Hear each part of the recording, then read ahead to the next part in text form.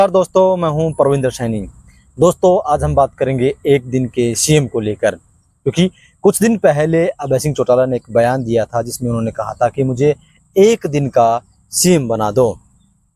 इससे पहले आपने एक नायक मूवी देखी हो जिसमें आपने देखा होगा किस तरीके से अनिल कुमार को एक दिन का सीएम बनाया जाता है और किस तरीके से वो उथल पुथल जो है वो मचा देते हैं। तो क्या ऐसा ही कुछ करने की अभय सिंह चौटाला सोच रहे हैं या फिर उनका ये ख्वाब है? इस विषय को लेकर हमारे साथ बातचीत करने के लिए राजनीतिक मामलों के जानकार वीरेंद्र राठी हमारे साथ मौजूद हैं। राठी साहब, आपका कार्यक्रम में स्वागत है। आपका बहुत बहुत धन्यवाद और सभी दर्शकों को मेरी तरफ से नमस्कार। राठी साहब, जिस तरीके से अभय सिंह चौटाला ने कहा कि मुझे एक दिन का सीएम बना दो, क्या मैं भी सीएम बन सकता हूँ एक दिन का? देखो, ये कहावत है कि खिसिया नहीं बिल्ली खंबा नोचे। कुछ साल पहले, 6 महीने पहले की बात है कि आम आदमी पार्टी के नेता और कांग्रेस के जो बड़े नेता हैं वो दावा कर रहे हैं कि हमारे हाथ में एक दिन 24 घंटे के लिए ईडी दे दो, सीबीआई दे दो, हम बताएंगे कि किस प्रकार से क्या होता है। उसी प्रकार से अभय सिंह चौटाला ने ये बयान दिया कि भाई मेरे को एक दिन का सीएम बना दो, मैं हरियाणा प्रदेश से गुंडागर्दी खत्म कर दूंगा। जो आदमी कभी सत्ता में ना रहा हो वो तो इस बात को कहे तो जनता उसके ऊपर एक ट्रस्ट कर सकती है, भरोसा कर सकती है कि क्या पता क्या इनकी सोच है क्या नहीं है। ये परिवार तो लंबे समय तक सत्ता में रहा है और चौधरी ओम प्रकाश चौटाला जी जब 1999 से लेकर के 2004 तक सत्ता में रहे थे तो सरकार चलाने वालों में अजय सिंह और अभय सिंह उनके दोनों बेटे थे और इनके साथ जो मंत्री रहे थे वो मंत्री बता देंगे कि किस प्रकार का था। अगर कोई बात आती है कि सुशासन के लाने की बात, तो इनके शासनकाल में, इनके राज में तो कंडेला कांड जैसे कांड हुए हैं, महम कांड जैसे कांड हुए हैं। तो किस प्रकार से वो दावा तो जरूर कर रहे हैं कि मैं गुंडागर्दी को खत्म कर दूंगा, ये कर दूंगा, लेकिन एक काल्पनिक बात है और उनको ये पता है कि सत्ता तेरे को आज मिलनी नहीं। आज कोई आदमी ये कहे कि मेरे को मुख्यमंत्री बना दो या मेरे को मंत्री बना दो, मेरे को एमएलए बना दो, मैं ये कर दूं, मैं वो कर दूं, करने वाले को तो कहने की आवश्यकता नहीं होती। ये राज में रह चुके हैं, उस समय का इतिहास इनका गिना जाएगा कि इन्होंने किया क्या था अपने शासनकाल के अंदर। अब तो पूरी कल्पना है। राठी साहब, इस पर दुष्यंत चौटाला ने भी कहा कि जिस तरीके से बोला कोई कैंसर पीड़ित बच्चा होता है, बोला उसे हम एसपी बना देते हैं, एक दिन के लिए डीसी बना देते हैं, तो बोला ऐसे ही बना सकते हैं इसे हम। बोला पहले ये अपराधियों पर लगाम कैसे लगाएगा, बोला ये अपनी जुबान पर लगाम नहीं लगा सकता। तो क्या सबको पता है कि किस तरीके से इनका राज रहा है, पहले कितनी गुंडागर्दी थी प्रदेश में?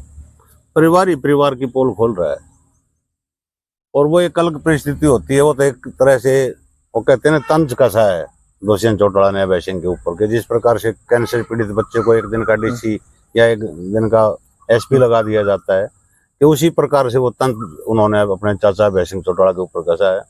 लेकिन राजनीतिक रूप से तो ये परिवार एक समय ऐसा था कि मंत्रिमंडल की कुर्सी ये बांटते थे, ये तय करते थे, टिकटें ये तय करते थे, चाहे लोकसभा, राज्यसभा, विधानसभा की।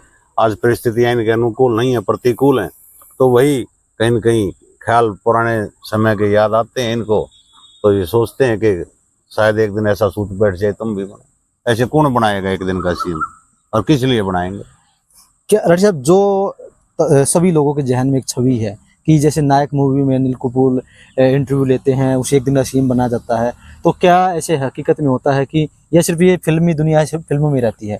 नहीं, फिल्मी दुनिया एक अलग प्रकार की दुनिया है और मूवियों के अंदर तो पता नहीं क्या क्या दिखा देते हैं लोग।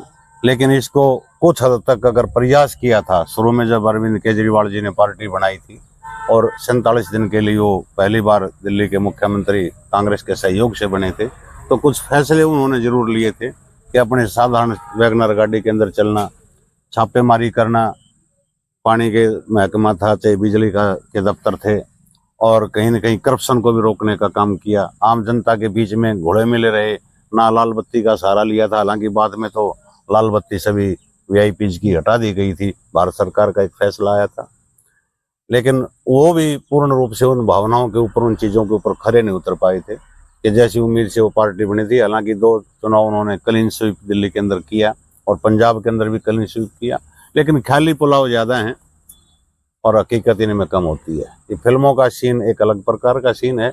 अगर घर को कोई आदमी चलाता है उसको भी तय करना पड़ता है कि घर के अंदर बड़े हैं, छोटे हैं, बच्चे हैं, कि सबके साथ तालमेल बैठा के चलना पड़ता है। जब आप प्रदेश की कमान आपको मिलती है तो आपको हर महकमे देखने पड़ते हैं, हर जाति को देखना पड़ता है, हर जिले को देखना पड़ता है और बड़ी सहनशीलता के साथ फैसले लेने पड़ते हैं। तो ऐसा नहीं होता कि कोई मुख्यमंत्री बन गया तो अपनी मनमर्जी चला लेगा, ऐसा नहीं होता। बहुत सा सहयोग जो अपने कर्मचारी होते हैं, आईएएस लॉबी है, आईपीएस लॉबी है, मुख्य रूप से तो सरकार वो चलाने का काम करते हैं। डॉक्टर साहब, जिस तरीके से अभय सिंह चौटाला का बयान आया, इसके ऊपर कई नेताओं के बयान आए हैं, जयप्रकाश का भी बयान आया, उन्होंने कहा कि सबको पता है कि जेल से क्या कुछ होता था। कई और नेताओं के बयान आए जिसमें उन्होंने साफ तौर से कहा है कि बोला भाई ये तो दिन में ख्वाब ले रहे हैं। तो सब ने अपने अपने तरीके से इसकी व्याख्या की है। तो क्या ये माना जा रहा है कि इनेलो पार्टी जो खत्म हो चुकी है वो सिर्फ और सिर्फ चर्चाओं में बने रहने के लिए, खबरों में बने रहने के लिए इस तरह के बयान दे रही है? देखो, इनेलो पार्टी कि मात्र 2 एमएलए आज उनके हैं और वो भी सिरसा जिले से हैं, वो उनका होम डिस्ट्रिक्ट है। चाह रहे हैं कि इस प्रकार से जनता के बीच में अगर सुर्खियों में रहोगे तो जेजेपी कमजोर हुई और जेजेपी की तरफ जो वोट बैंक इनेलो का टूट करके गया था कि वापस कहीं न कहीं वो इनेलो की तरफ वापस आ जाए। प्रयास तो सिर्फ इतना है। और रही जेपी जैसे लोगों की बात, जेपी तो इनके पूर्व में सहयोगी रह चुके हैं और जिस ग्रीन ब्रिगेड के नाम से लोकदल, उस समय की लोकदल बदनाम हुआ करते थे, उसके प्रमुख ही जयप्रकाश जेपी होते थे। रेड्डी साहब, जिस तरीके से आपने जिक्र किया कि कंडेला कांड की बात करें या महम कांड की बात करें, आज वो लोग कह रहे हैं कि हम गुंडागर्दी को एक दिन में खत्म कर देंगे। तो लंबे समय तक सबको पता है कि इनके राज्य में कंडेला कांड हुआ, किस तरीके से गोलियां चलाई गई, महम कांड इनके राज्य में हुआ। तो क्या लोग उन चीजों को भूल चुके हैं? आज कोई किसी चीज को भूल करके नहीं बैठा। आज तो याद दिलाने के लिए आपके पास यूट्यूब है, गूगल है, फेसबुक है, अनेक चैनल उनके ऊपर व्याख्यान वीडियोस डालते रहते हैं, वो बात चलती रहती हैं। लेकिन एक बच्चे से किसी ने क्लास में टीचर ने पूछा था कि भविष्य में जो है इंडिया जो है वो करप्शन फ्री देश होगा, भ्रष्टाचार मुक्त देश होगा। बताओ ये कौन सा टेंस है कि भूतकाल है या भविष्य काल है, कौन सा है? तो एक बच्चे ने सभी ने कहा कि भाई ये तो भविष्य काल है कि भविष्य में करप्शन फ्री होगा। तो एक बच्चे ने हाथ उठा करके कहा ये है फ्यूचर इम्पॉसिबल टेंस, कि ये हो ही नहीं सकता। तो ये राजनीतिक लोग जो कह रहे हैं कि हम भ्रष्टाचार मिटाएंगे, गुंडागर्दी मिटाएंगे, कोई भी पार्टी सत्ता में आ जाओ, ये फ्यूचर इम्पॉसिबल टेंस है, ये हो नहीं सकता। और ये तो अपने पैर जमाने के लिए, जनता के अंदर घुसने के लिए इस प्रकार के राजनेता बयानबाजी करते हैं ताकि जनता में एक इमेज तुम्हारी फिर से बहाल हो और फिर से पुराना खोया हुआ वजूद जो है पार्टियों का वो हमें मिल जाए और हम भी एक सम्मानजनक स्थिति के अंदर हरियाणा प्रदेश की विधानसभा के अंदर अपने संख्या बल के साथ बैठें। लेकिन ऐसा वर्तमान समय में निकट भविष्य में तो दिखाई दे नहीं रहा। आगामी जो चुनाव आएंगे उसके समय पता चलेगा। तो चलिए दोस्तों, कहीं ना कहीं बात पूरी तरीके से साफ है। जो इस तरह का बयान दिया गया है कि मुझे एक दिन का सीएम बना दो, मैं ये कर दूंगा, वो कर दूंगा, वो कहीं ना कहीं एक ख्वाब है, क्योंकि सबको पता है कि ऐसा संभव नहीं है।